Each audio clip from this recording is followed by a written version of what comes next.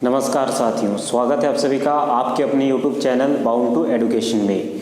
मैं बिरबल आप सभी का स्वागत करता हूं। आज के इस वीडियो में हम लोग जेटेट के मैथ का सीरीज़ शुरू किया था। ठीक है, ये जेटेट और सीटेट दोनों ही के लिए लाभदायक है। और जेटेट में जो भी प्रीवियस ईयर में क्वेश्चन पूछे गए थे उसके आधार पर हम लोगों ने सिलेबस की चर्चा की थी और परसेंटेज से संबंधित एक इंट्रोडक्शन क्लास भी हम लोगों ने किया था। आज हम लोग प्रश्नों को डील करेंगे और जानेंगे कि जो प्रश्न होते हैं वो कम से कम समय में हम लोग किस प्रकार से बना सकते हैं। ठीक है, तो चलिए बिना किसी देरी के हम लोग क्वेश्चन नंबर 1 से शुरू करते हैं। क्वेश्चन नंबर 1 है 116 सही 2/3% को हम लोग फ्रैक्शन में किस प्रकार से लिख सकते हैं। ठीक है, अगर आप खुद से बनाना चाहते हैं तो वीडियो को पॉज करके 30 सेकंड का सही समय लीजिए और इसे सॉल्व करके कमेंट में आंसर बताइए, क्योंकि परीक्षा में आपके पास समय बहुत कम रहता है। ठीक है, एक क्वेश्चन के लिए लगभग 20 से 30 सेकंड में आपको एक मैथ बनाना पड़ता है। जितने भी स्टूडेंट परीक्षा में बैठते हैं वो किसी न किसी प्रकार से पढ़ के जाते हैं और वे सभी क्वेश्चन को सॉल्व कर सकते हैं, ऐसा आप मान के चलिए। तो आपको ज़रूरत होता है कम से कम समय में क्वेश्चन को सॉल्व करें। ठीक है, तो अगर हम लोग क्वेश्चन नंबर 1 को देखते हैं, अगर आप रेगुलर जो आप पढ़ते आ रहे हैं उस विधि से आप इसको सॉल्व करेंगे तो पहले इसको इंटू करेंगे, फिर उसके साथ प्लस करेंगे, फिर परसेंट को हटाने के लिए 100 से डिवाइड करेंगे। तो इसमें लगभग 2 मिनट से 2.5 मिनट का आपका टाइम चला जाएगा। तो इसको 30 सेकेंड में कैसे बना सकते हैं? तो 116 को हम लोग 100% लिख सकते हैं, कोई दिक्कत नहीं है। 100% प्लस 16 सही 2/3% लिख सकते हैं, कोई दिक्कत इसमें नहीं होना चाहिए। ठीक है, क्योंकि पिछले वीडियो में भी मैंने इसकी चर्चा की थी, इसको किस प्रकार से लिख सकते हैं।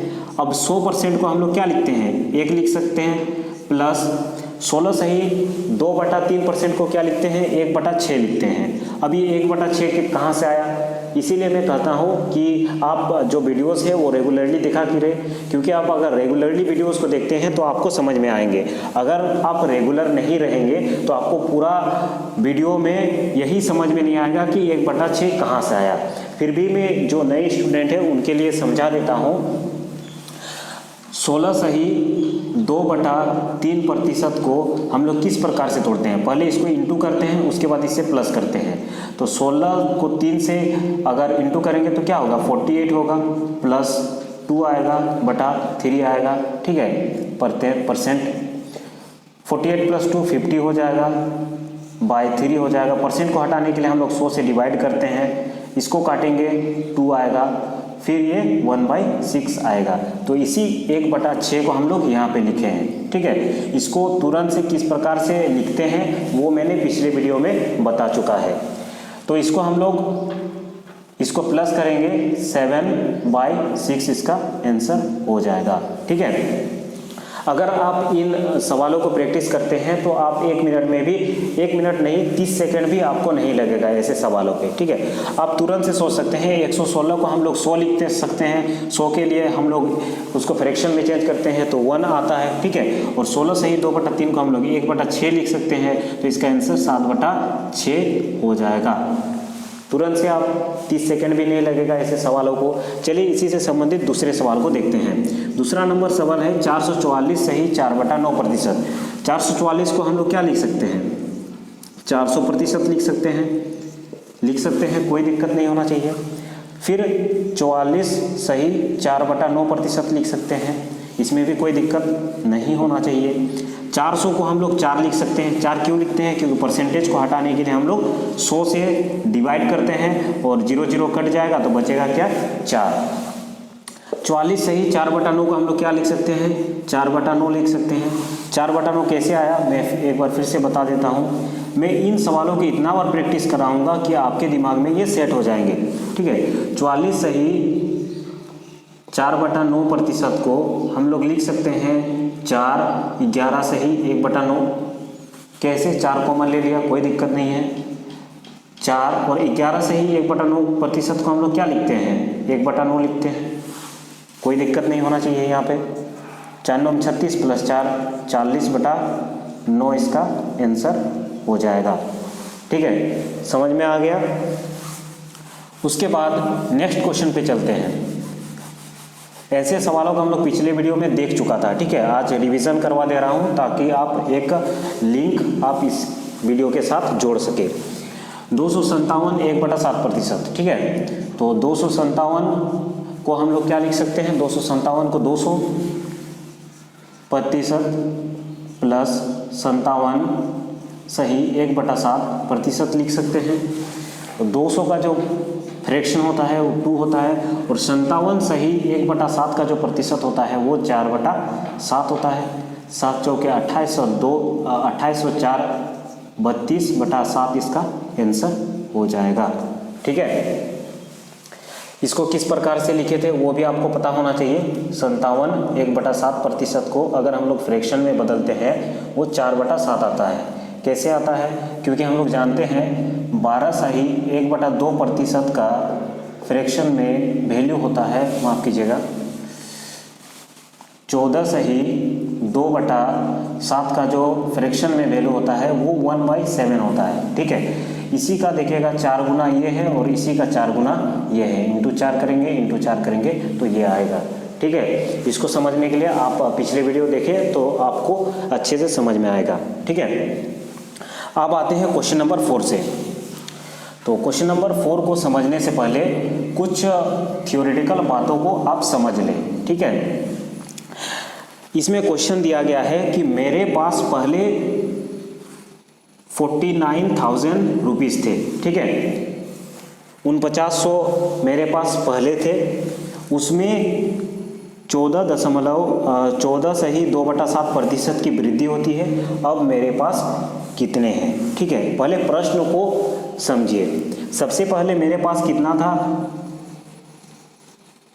4900 रुपये मेरे पास थे, ठीक है। उसमें कितने प्रतिशत की वृद्धि हो रही है, 14 सही 2/7% की वृद्धि जो है वो हो रही है। तो अभी जो मेरे पास पैसे हैं वो कितने हैं, ठीक है। तो इस प्रकार से सवालों को बनाने के लिए सबसे पहले हम लोग फ्रैक्शन को देखते हैं। मेरे पास वृद्धि कितनी हो रही है, 14 सही 2/7% की। तो हम लोग फ्रैक्शन को लिखेंगे 14 सही 2/7% को, ठीक है। और हम लोग जानते हैं कि 14 सही 2/7% को हम लोग जानते हैं कि फ्रैक्शन में चेंज करेंगे तो 1/7 होता है, ठीक है। ये हम लोग को पता है, कोई दिक्कत नहीं है। अब यहाँ से एक चीज़ पता चलता है कि मेरे पास पहले कितना था, 7 रुपया था, ठीक है।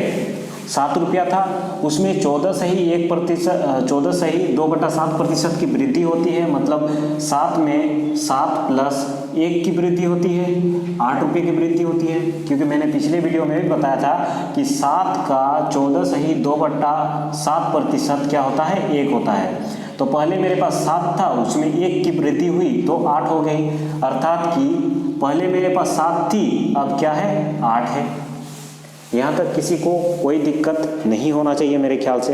अब ये जो 7 की वैल्यू दी गई है, ठीक है, ये मेरे पास पहले थी। 7 की जो वैल्यू दी गई है वो दी गई है 4900, इतना दी गई है। तो 1 की जो वैल्यू है वो कितना हो जाएगी, 4900 डिवाइडेड बाई 7 काटेंगे 700। तो हम लोग को क्या निकालना है, 8 का वैल्यू निकालना है, तो इंटू कर देंगे 700 से, और 7 5600 रुपये। पहले मेरे पास कितना थे, 4900 रुपये थे, अभी कितना है, 5600 रुपये है। ये चीज़ आपको समझ में आई, नहीं समझ में आया मैं एक बार फिर से समझा देता हूँ। क्वेश्चन को सबसे पहले अच्छी तरह से समझ ले। क्वेश्चन में कह रहा है कि सबसे पहले मेरे पास थे 4900 रुपये, उसमें हम लोग वृद्धि करते हैं 14 सही 2/7 की वृद्धि करते हैं, ठीक है। तो हम लोग फ्रैक्शन से लेके चलेंगे। हम लोग वृद्धि कितना की करते हैं, 14 सही 2/7% की वृद्धि करते हैं। और हम लोग जानते हैं 14 सही 2/7% का जो वैल्यू होता है वो होता है 1/7। अर्थात कि पहले मेरे पास 7 रुपया थे, उसमें 1 रुपया की वृद्धि हुई तो वो 8 रुपया हो गई। पहले मेरे पास 7 रुपया थे, वो 8 रुपये हो गए, 1 की वृद्धि हो गई, ठीक है। अब 7 की जो वैल्यू दी गई है वो पहले मेरे कितनी थे, 7 की वैल्यू दी गई है 4900 रुपये। तो 7 की वैल्यू अगर 4900 रुपये है तो 1 की वैल्यू क्या होगी, 1 की वैल्यू 700 रुपया होगी। समझ में आया।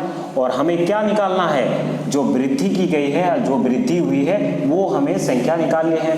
अर्थात कि अभी जो हमारे पास रुपये हैं वो 8 रुपये हैं और 1 रुपये का जो वैल्यू है वो 700 है, तो 8 से इंटू कर देंगे तो अभी जो बचा है वो हम लोग के पास 5600 रुपये हो जाएंगे। ठीक है, समझ में आया? इससे संबंधित मैं और भी प्रश्न देता हूँ ताकि वो चीज़ आपको क्लियर हो जाए।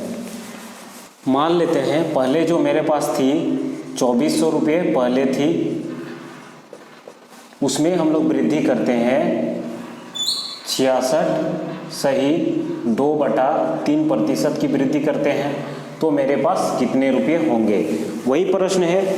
सबसे पहले जो मेरे पास थी वो थी 2400 रुपये, उसमें हम लोगों ने वृद्धि किया 66 सही 2/3% का। अभी मेरे पास कितना रुपये, अर्थात कि कितने रुपये होंगे ये आपको बताना है। ठीक है, तो 2400 पहले थी और उसमें वृद्धि क्या हो रही है 66 सही 2/3% का, तो हम लोग प्रतिशत को लिखेंगे सबसे। 66 सही 2/3% का वृद्धि हो रही है। इसको फ्रैक्शन में अगर तोड़ेंगे तो हो जाएगा 2/3। 2/3 कैसे आया मैं इधर बता देता हूँ। 66 सही 2/3 को प्रतिशत को अगर फ्रैक्शन में तोड़ेंगे तो 198 + 2 200 डिवाइडेड बाई 3, परसेंटेज को हटाने के लिए 100 करते हैं। 100 2 0 कट जाएगा, 2 बच जाएगा, ये 2/3 हो जाएगा। उसी चीज़ को मैंने यहाँ पे लिखा है। ठीक है, अर्थात कि 3 रुपया मेरे पास पहले था। ठीक है, 3 रुपया मेरे पास पहले था, उसमें 2 रुपया की वृद्धि हो रही है। 3 मेरे पास पहले था, उसमें 2 की वृद्धि हुई, अर्थात कि 5 हुई। इतना चीज समझ में आ गया। 3 का जो वैल्यू दिया गया है वो दिया गया है 2400। 3 का वैल्यू दिया गया है। ठीक है, तो 1 की जो वैल्यू हो जाएगी वो हो जाएगी 3 8 24, 800 रुपये हो जाएगी। हमें निकालना है 5 की वैल्यू, इंटू कर देंगे 800, 8 5 40, 4000 रुपये। पहले मेरे पास थी 2400 रुपये, उसमें अगर 66 सही 2/3% की वृद्धि करते हैं तो आंसर हो जाएगा 4000 रुपया। ठीक है, समझ में आ गया? कुछ नहीं किया मैंने, एकदम सिंपल सा क्वेश्चन है। 2400 रुपया पहले था, उसमें 66 सही 2/3% की हम लोग वृद्धि कर रहे हैं, और 66 सही 2/3% को हम लोग भिन्न में लिख सकते हैं, 2/3 लिख सकते हैं। मतलब मेरे पास 3 रुपया पहले थी, अभी कितना हुआ 3 + 2 5 रुपया होगी। 3 रुपया पहले थी, अभी हो गया 5 रुपया। 3 का जो वैल्यू दिया गया है वो 2400 दिया गया है, तो 1 का जो वैल्यू हो जाएगा 800 हो जाएगा। हमें कितना चाहिए 5 का वैल्यू चाहिए, इंटू कर देंगे 800, अर्थात कि हमारे पास जो अभी पैसा है वो 4000 रुपये हो जाएंगे। समझ में आया? उसके बाद नेक्स्ट क्वेश्चन देखते हैं। इसी से संबंधित एक और प्रश्न देता हूं ताकि आपको इस टॉपिक में कोई भी कंफ्यूजन ना रहे। ठीक है, मान लेते हैं क्वेश्चन दिया गया है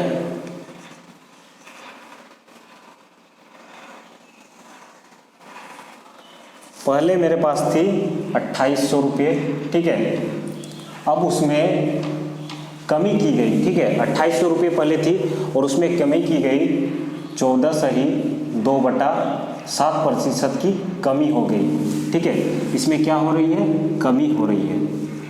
इसमें क्या हो रही थी, वृद्धि हो रही थी।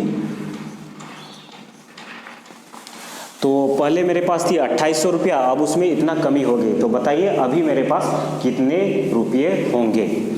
तो हम लोग सबसे पहले जो प्रतिशत में दिया रहता है उसको फ्रैक्शन में चेंज करते हैं। 14 सही 2/7 को हम लोग अगर फ्रैक्शन में चेंज करेंगे तो हम लोग जानते हैं 1/7 होता है। अर्थात कि मेरे पास पहले कितना रुपया था, 7 रुपया था। अब 1 की कमी हो जा रही है, मतलब 7 - 1, अभी मेरे पास कितना है 6 है। पहले मेरे पास 7 था, 7 अभी हो जा रहा है 6, क्योंकि इसमें क्या है, कमी हो रही है 14 सही 2/7% की। तो 7 का जो वैल्यू दिया गया है वो कितना दिया गया है, 2800 रुपया दिया गया है। 2800 रुपया 7 का वैल्यू दिया गया है, तो 1 का वैल्यू क्या हो जाएगा, 7 × 4 = 28, 400 रुपया हो जाएगा। ठीक है, यहाँ तक कोई दिक्कत नहीं होना चाहिए। हमें क्या निकालना है, 6 का वैल्यू निकालना है, तो 6 चारे 24 हो जाएगा, मतलब 2400 रुपये।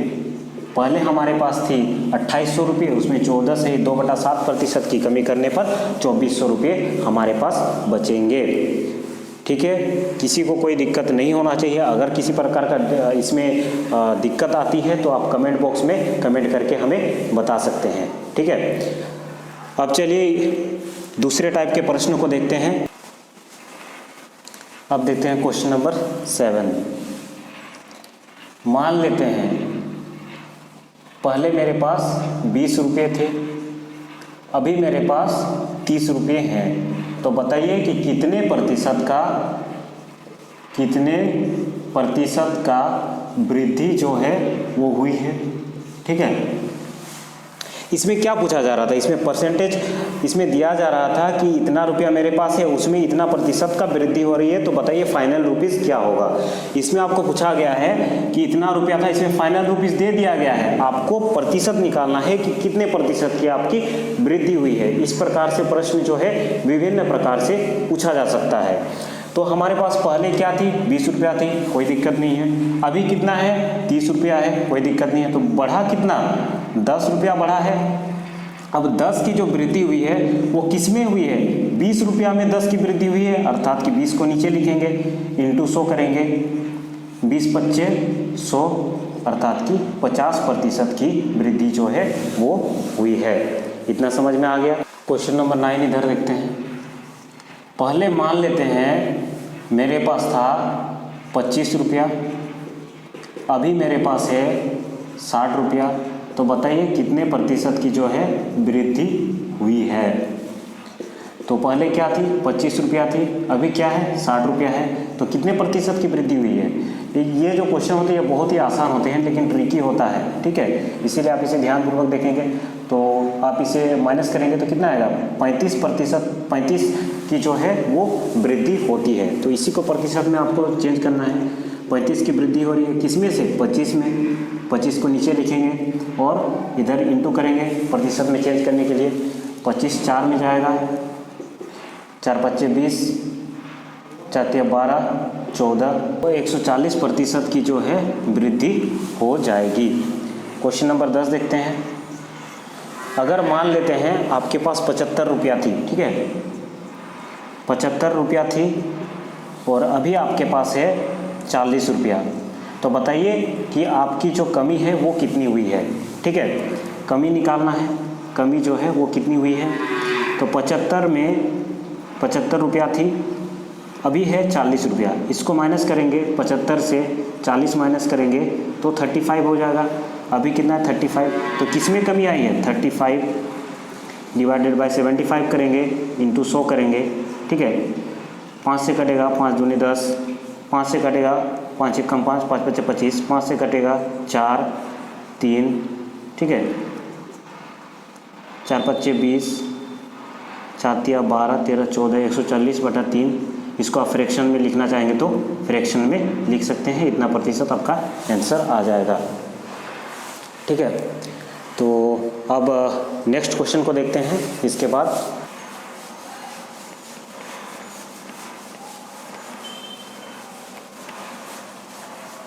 क्वेश्चन नंबर 10 हो गया। अब देखते हैं क्वेश्चन नंबर 11।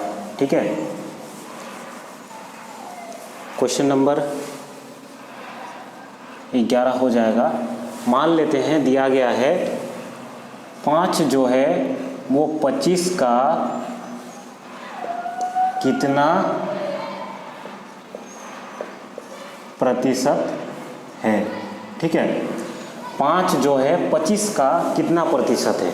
ठीक है, तो 5 जो है 25 का, ये चीज़ आप याद रखेंगे जिसके रेस्पेक्ट में पूछा गया है। ठीक है, रेस्पेक्ट, जिसके रेस्पेक्ट में पूछा गया है, किसके रेस्पेक्ट में पूछा गया, 25 का रेस्पेक्ट में पूछा गया है। तो जिसके रेस्पेक्ट में पूछा जाता है उसको हम लोग क्या लिखते हैं, नीचे लिखते हैं। ठीक है, तो इसमें पूछा गया है 5 जो है 25 के रेस्पेक्ट में कितना प्रतिशत है। प्रतिशत के लिए 100 लगाते हैं, 25 चौके 100, 5 चारे 20%। तो 5 जो है 25 का कितना प्रतिशत है? 20% है। समझ में आया?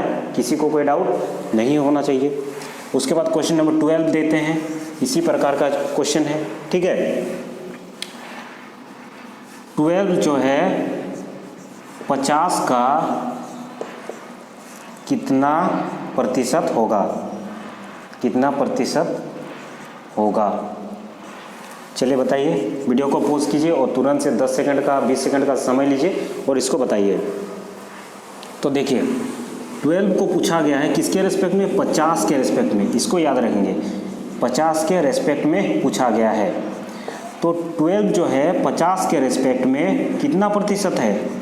इंटू करेंगे 2, तो 24% आपका आंसर जो है वो हो जाएगा। 12 जो है 50 का कितना प्रतिशत होगा? 24% ये जो होगा ये आपका आंसर हो जाएगा।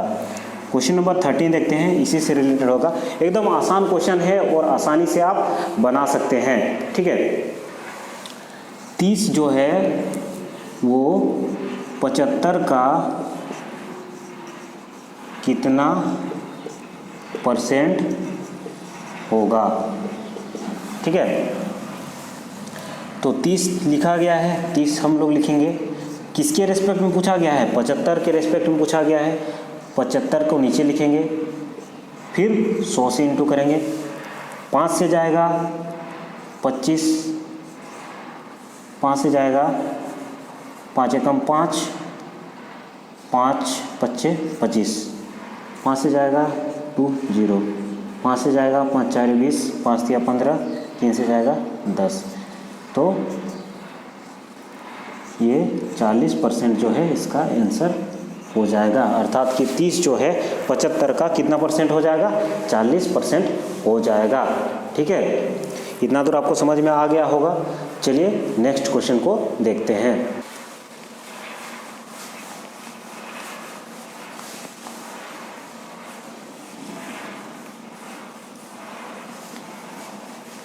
मान लेते हैं आपका जो क्वेश्चन दिया गया है 150 जो है वो 600 का कितना प्रतिशत होगा, ये आपको बताना है। तो 150 को ऊपर लिखेंगे, जिसके रेस्पेक्ट में पूछा जा रहा है उसको हम लोग नीचे लिखेंगे।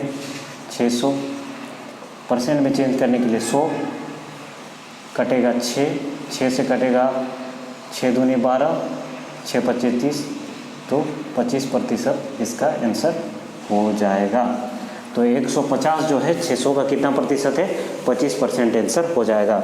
अब मान लेते हैं ऐसे ही प्रश्न जो है आपको दशमलव में दे दिए जाते हैं, जैसे कि 0.81 जो है वो 0.0009 का कितना प्रतिशत होगा। और मान लेते हैं आपका ऑप्शन में दे दिया गया है, 4 ऑप्शन में दे दिया गया है 0.9, बी नंबर दिया गया है 9, सी दिया गया है 0.009, डी दे दिया गया है 0.0009। तो बताइए क्या आंसर होगा, ठीक है। ऑप्शन भी ऐसे रहते हैं जैसे कि आप थोड़ा सा मिस्टेक करें और आपका जो पूरा है प्रश्न गलत हो जाए, ठीक है। तो वैसे ही है जैसे हम लोग ऊपर जिस प्रोसेस से बना रहे थे उसी प्रोसेस से बनेगा। 0.81 किसके रेस्पेक्ट में पूछा गया है? इसके रेस्पेक्ट में 0.009, ठीक है, 0.009 लिख दीजिए, 0.009, ठीक है। तो इसको अगर आप % में बदलेंगे तो 100 से इंटू करना पड़ेगा। ऊपर पॉइंट हटाएंगे, नीचे 2 शून्य लगाएंगे क्योंकि 2 के बाद पॉइंट है, नीचे हटाएंगे ऊपर में 3 शून्य लगाएंगे, ठीक है। इधर 100 कट जाएगा तो 9 9 में 81 हो जाएगा, इसका आंसर हो जाएगा 9000, ठीक है। इसका आंसर 9000 हो जाएगा। इसका एक ऑप्शन में 9000 लिख लीजिए, इसका आंसर हो जाएगा 9000 आंसर हो जाएगा, ठीक है। तो इस प्रकार का जो प्रश्न है आपके परीक्षा में बनते हैं, तो इनको ध्यान में रखेंगे। ये बहुत ही आसान प्रकार का प्रश्न मैंने पढ़ा रहा हूँ और आपके जो जेटेट है वो सीटेट में है, इसी प्रकार का जो प्रश्न है आता है। अगर आप बेसिक जान जाएंगे परसेंटेज का, तो आपकी परीक्षा में किसी भी प्रकार का आपको परेशानी नहीं होगी। ठीक है, तो आज के इस वीडियो में इतना ही। अगले वीडियो में हम लोग प्रतिशत से संबंधित और सवालों को हल करेंगे। दोनों ही वीडियो को, ये वीडियो और इससे पहले जो वीडियो मैंने कराया था, इन दोनों ही वीडियो को अच्छी प्रकार से देख ले, 2-3 बार देख ले और अपनी नोटबुक में उसे सॉल्व करने का प्रयास करें, तभी आप इसके बाद की वीडियो को देखने आए। क्योंकि आपको किसी भी प्रकार का अगर प्रॉब्लम नहीं देखना है परीक्षा में, तो आपको हमारी जो क्लास है वो रेगुलरली करते रहना होगा। धन्यवाद, और बाउंड टू एजुकेशन के साथ जुड़ने के लिए धन्यवाद। अगली वीडियो में हम लोग फिर मिलेंगे।